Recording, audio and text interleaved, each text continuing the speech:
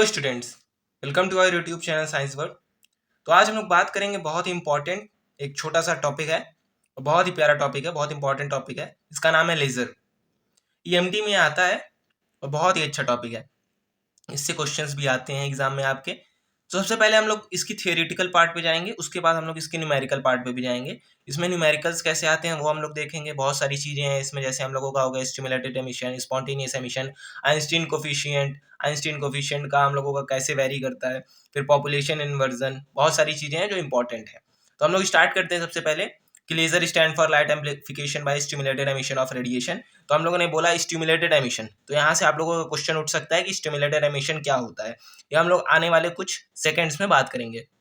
और by nature they are electromagnetic wave, ये हम लोगों के इलेक्ट्रोमैग्नेटिक वेव्स होते हैं। और इन लोगों की रिमार्केबल कैरेक्टरिस्टिक, मतलब इन लोगों की जो कैरेक्टरिस्टिक्स होती हैं वो ऑर्डिनरी सोर्सेज से बहुत ही ज़्यादा अच्छी होती हैं। जैसे कि इनकी directionality, coherence, high monochromaticity and high intensity के कारण ये हम लोगों के ऑर्डिनरी सोर्स की तरह नहीं बिहेव करते हैं, ये कुछ अलग सोर्स हैं।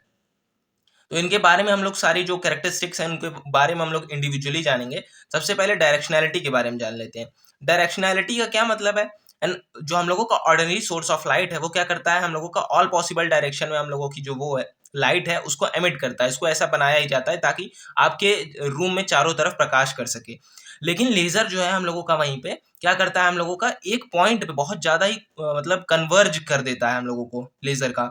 जो आप लोगों ने अगर लेजर देखा होगा, जो मेले वेले में मिलती थी लाइट हम लोगों को छोटी सी, तो वो क्या करती थी, वो बहुत ज्यादा कन्वर्ज रहती थी। ठीक, ऑल पॉसिबल डायरेक्शन में हम लोगों को, मतलब हर चारों तरफ फैलती नहीं थी वो, बहुत ज्यादा, बहुत ही छोटे एरिया में वो कन्वर्ज रहती थी। तो यही हम लोगों का डायरेक्शनैलिटी का मतलब होता है। इसका एंगुलर स्प्रेड ऑफ कैसे निकालेंगे, वो होता है delta theta is equal to lambda upon d, जहाँ पे लैम्डा आप लोगों का क्या है, वेवलेंथ ऑफ सोर्स है, और डी क्या है, अपर्चर का विड्थ होती है। वो आप लोगों को क्वेश्चन में दी है। इससे बेस्ड एक न्यूमेरिकल्स जो है वो मैं आप लोगों को करवाना चाहूंगा, दिखाना चाहूंगा। तो जो एंगुलर स्प्रेड के ऊपर क्वेश्चन है वो कुछ इस तरीके का है कि laser operates at frequency of 3 into 10 to power 14 hertz and has an aperture of size 10 to power -2 metre. इसका एंगुलर स्प्रेड निकालना है। यहाँ पे इस बार आप लोगों को एक चीज छिपा ली है कि यहाँ पे आप लोगों को वेवलेंथ नहीं दिया है, वेवलेंथ की जगह फ्रीक्वेंसी दे रखी है। लेकिन हम लोग तो फिजिक्स के स्टूडेंट, साइंस के स्टूडेंट्स, हम लोग जानते हैं कि lambda is equal to C by nu होता है। Lambda is equal to C by nu, C की वैल्यू हम लोग 3 into 10 to power 8 upon 3 into 10 to power 14 रखेंगे, तो हम लोगों का जो वेव लेंथ है वो आ जाएगी 10 to power -6 मीटर। अब हम लोगों का एंगुलर स्प्रेड आसानी से निकाल सकते हैं, which is equal to lambda upon d. यहाँ पे हम लोगों का अपर्चर की साइज दे रखी है, जैसे ही हम लोग वैल्यू रखेंगे हम लोगों का आंसर आ जाएगा। तो इस टाइप के क्वेश्चन आते हैं डायरेक्शनैलिटी के न्यूमेरिकल से। अब हम लोग आगे हम लोग और कैरेक्टरिस्टिक्स के बारे में बात कर लेते हैं लेजर की। अगली जो कैरेक्टरिस्टिक है लेजर की वो है हाई इंटेंसिटी। मतलब जो लेजर की इंटेंसिटी होती है वो बहुत ज़्यादा हाई होती है। इंटेंसिटी को आप ब्राइटनेस से समझिए। जो हम लोगों के ऑर्डिनरी कन्वेंशनल सोर्सेज हैं इसमें क्या होते हैं कि इसकी जो हम लोगों की ब्राइटनेस है वो बहुत ज़्यादा नहीं है, क्योंकि हम लोगों की बहुत ज़्यादा रोशनी से आंखें खराब भी हो सकती हैं। इसीलिए लेज़र को हम लोग डायरेक्टली आंखों में नहीं मारते हैं, क्योंकि हम लोगों की आंखें खराब हो सकती हैं इसकी हाई इंटेंसिटी की वजह से लेज़र की। The laser gives out beam in its narrow path. साथ ही साथ में ये क्या करता है, हम लोगों को मैंने बताया था अभी ऊपर डायरेक्शनैलिटी में कि ये बहुत ही ज़्यादा कन्वर्ज करके हम लोगों का जो लेज़र होता है वो कन्वर्ज हो रहता है, बहुत ही कंसनट्रेटेड रहता है इस एक स्मॉल रीजन में, जिसके कारण इसकी इंटेंसिटी बहुत ज़्यादा होती है, ब्राइटनेस बहुत ज़्यादा होती है। Intensity is given as 10 upon lambda का स्क्वायर इंटू पी, जहाँ पे I is intensity of laser है and P is power radiated by laser है। ठीक, and brightness is given as P by H cut omega, मतलब 10 to power 16 10 to power 28 होती है, जो कि बहुत ज़्यादा है ऑर्डिनरी सोर्सेज से। एंड ब्राइटनेस को आप लोग नोट कर सकते हैं कि जो ब्राइटनेस होती है वो it is defined as power emitted per unit solid angle. तो हम लोगों का ये दो कौन से हो गए, डायरेक्शनैलिटी और हाई इंटेंसिटी। अब हम लोग बात करते हैं कोहेरेंस की। तो अब हम लोग जान लेते हैं कि कोहेरेंस क्या होता है। It refers two degree of correlation between phase at different point and different time. इसका मतलब क्या होता है, कोहेरेंस का मतलब कि कोई भी हम लोगों की जो लाइट है एमिट कर रही है सोर्स, वो कितने फेज रिलेशन में है। ठीक है, यानी कि हम लोगों का वो कितनी टाइम इंडिपेंडेंट है। अगर मान लीजिए वो कितनी देर के लिए साइनोसॉइडल रह रही है। यहाँ पे लिखा हुआ है there is no radiation emitted is ideally sinusoidal. यहाँ पे मैं कुछ बताना चाहूँगा कि कोई भी वेव हम लोगों की जो एमिट होती है रेडिएशन, वो आइडियली साइनोसॉइडल नहीं होती। क्योंकि ऐसा किस लिए होता है? क्योंकि कोई ऐसा सोर्स नहीं है जो कि आइडियली कोहेरेंट होता है या फिर monochromatic, because electron jumps from higher and return in 10⁻⁻10 second after which phase changes abruptly. इसका क्या मतलब है? हम लोगों की जो लाइट होती है वो कैसे प्रोड्यूस होती है? इलेक्ट्रॉन जो होता है हम लोगों का लोअर स्टेट से हायर स्टेट में ट्रेवल करता है, और जैसे ही हायर स्टेट में बहुत ज़्यादा देर के लिए नहीं रहता, 10⁻10 सेकेंड उसकी लाइफ टाइम होती है, और वहाँ से एनर्जी को एमिट करता है इन फॉर्म ऑफ लाइट, आप समझिए, और वहाँ से वो नीचे ग्राउंड स्टेट में आता है वापस से। और ये करते समय जो हम लोगों की फेज होती है वो बहुत ही एब्रप्टली चेंज होती है, जिसके कारण हम लोगों को कोई भी सोर्स आइडियली साइनोसॉइडल नहीं बनता है। जिसके कारण हम लोग कह सकते हैं कोई भी हम लोगों का सोर्स स्ट्रिक्टली कोहेरेंट नहीं होता और ना ही स्ट्रिक्टली मोनोक्रोमेटिक होता है। ठीक। And the average time for which field remain sinusoidal is known as coherence time, जिसको हम लोग टाउ सी से दिखाते हैं। And distance travel during coherence time is known as coherence length. और इनका रिलेशन बिटवीन क्या होता है? L is equal to C tau C. इससे रिलेटेड आपके न्यूमेरिकल्स भी आते हैं आपके एग्जाम में, वो हम लोग पहले बाद में देखेंगे। उससे पहले हम लोग जान लेते हैं कि क्या होते हैं टेम्पोरल कोहेरेंस, मतलब टाइप ऑफ कोहेरेंस। एक होता है टेम्पोरल कोहेरेंस, एक होता है स्पेशियल कोहेरेंस। टेम्पोरल कोहेरेंस को हम लोग लॉन्गिट्यूडनल कोहेरेंस भी कहते हैं। इसकी आप डेफिनेशन याद रखिए। Beam is said to possess temporal coherence is wave difference of wave crossing between two points lying along the direction of propagation is time independent. और यहाँ पे along the perpendicular direction of propagation of beam is time independent. तो ये थे हम लोगों के type of coherence. अब हम लोग थोड़ा सा इस चीज के ये जो फॉर्मूला है इसके बारे में हम लोग जानेंगे, और इसका हम लोग इसके ऊपर न्यूमेरिकल्स देखेंगे।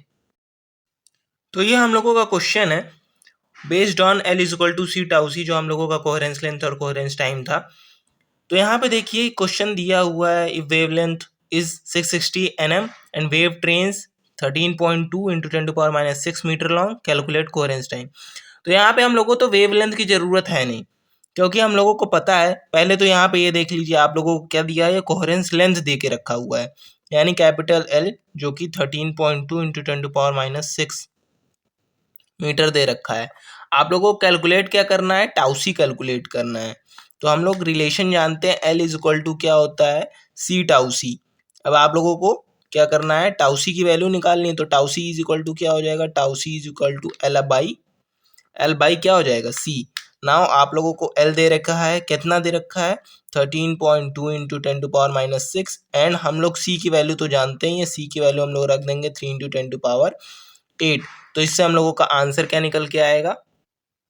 तो जब आप इसको कैलकुलेट करोगे तो इसका आंसर जो आएगा वो approximately 44 into 10⁻15 minus 15 8 6 14 minus 1 15 seconds आएगा, क्योंकि हम लोग निकाल रहे हैं क्या? टाउ सी कोहेरेंस टाइम।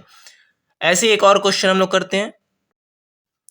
तो ये हम लोगों को इस वीडियो का थर्ड प्रॉब्लम है, जो कि है what would be the coherence length. यानी कोहेरेंस लेंथ आपसे पूछा है कि इस चीज का of helium neon laser if frequency width is 1.5 gigahertz.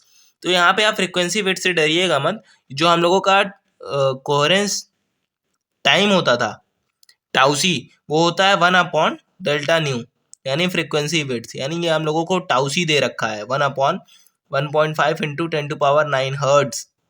ये होता है 1.5 इन 10⁻9 हर्ट्ज। ठीक, ये गीगा हर्ट्ज है तो मैंने इसको बदल लिया है हर्ट्ज में। ये हम लोगों का हो गया। अब आपसे कोहेरेंस लेंथ पूछा है तो हम लोगों को इसका रिलेशन पता है कि क्या होता है। कोहेरेंस लेंथ का relation with tau C is equal to L is equal to C tau C. Now putting all the values we will get L is equal to 3 into 10⁻8। Tau C की value रखेंगे 1/1.5 into 10⁻9। तो इससे हम लोगों का क्या answer आएगा? जैसे हम लोग इसको डिवाइड करेंगे तो ये यहाँ पे 10⁻9 हो जाएगा, 10⁻9 से 9 कट जाएगा। यहाँ पे हम लोगों का 3/15 है, तो हम लोगों का कितना आ जाएगा? 0.2 मीटर। और फिर हम लोग बात कर लेते हैं मोनोक्रोमेटिसिटी के बारे में। तो हम लोग जरा लास्ट पॉइंट को, कैरेक्टरिस्टिक को भी डिस्कस कर लेते हैं, जो कि था मोनोक्रोमेटिक। मोनोक्रोमेटिक क्या होता है? मोनोक्रोमेटिक का ये मतलब समझिए आप कि हम लोगों की जो लाइट है वो कितनी सिंगल वेवलेंथ की है, कितने सिंगल वेवलेंथ की है। जैसे कि हम लोगों का, आप लोग अगर सोडियम लैंप यूज़ करते होंगे सोडियम लैंप, तो उसमें आप लोग पढ़ते होंगे कि इसके दो वेवलेंथ है, 5890 एंगस्ट्रॉम होता है, एक 5892 एंगस्ट्रॉम होता है। आप लोग प्रैक्टिकल में किए होंगे तो उसमें आप लोगों का सोडियम लेंथ यूज होता, सोडियम लैंप ही यूज होता है। तो इसमें पूछा जाता है कि ये हम लोगों की मोनोक्रोमैटिक सोर्स ऑफ लाइट है कि नहीं, तो आप लोग क्या कहेंगे, मोनोक्रोमैटिक सोर्स ऑफ लाइट है ये, क्योंकि इन दोनों के बीच में मोनोक्रोमैटिक, क्यों मोनोक्रोमैटिक है, क्योंकि इन दोनों के बीच में 2 एंगस्ट्रॉम का गैप है। 2 एंगस्ट्रॉम का गैप, 2 एंगस्ट्रॉम यानी समझ रहे, 2 × 10⁻9, 2 × 10⁻10 सॉरी 10 मीटर, जो कि बहुत ही छोटी है। इससे हम लोग कह सकते हैं कि सोडियम लैंप मोनोक्रोमैटिक है, यानी हम लोगों के कितनी ज़्यादा single wavelength of light emit कर रहा है कोई सोर्स, इसीलिए हम लोग उस सोर्स को मोनोक्रोमैटिक कहते हैं। वही चीज़ है, कितना single wavelength of light emit कर रहा है। तो यहाँ पे हम लोगों का जो लेज़र वो तो हाईली मोनोक्रोमैटिक है, यानी हम लोगों का जो wavelength of helium neon laser होता है वो कितना दिया होता है, 6328 एंगस्ट्रॉम। हम लोग क्योंकि ये विजिबल रेंज वाला होता है और बाकी इंफ्रारेड में आते हैं, तो ये हम लोगों का मोनोक्रोमैटिक होता है, लेज़र सोर्स बहुत ज़्यादा हाईली मोनोक्रोमैटिक होता है। तो इस वीडियो में बस इतना ही। होप आप लोगों को वीडियो समझ में आया हो, पसंद आया हो। तो आगे आने वाले वीडियोस में हम लोग बात करेंगे स्पॉन्टेनियस एमिशन, स्टिमुलेटेड एमिशन और आइंस्टीन कोफिशिएंट का रिलेशन के बारे में जानेंगे, और पॉपुलेशन इन्वर्जन क्या होता है। तो वीडियो के लिए नेक्स्ट आने वाले इस वीडियो को आप लोग शेयर कीजिए, लाइक कीजिए, तभी तो मुझे पता चलेगा आप लोगों को वीडियो की नीड है। और कमेंट करके बताइएगा कि वीडियो कैसा लगा। होप आप लोगों को वीडियो अच्छा लगा हो। Thank you for watching the video.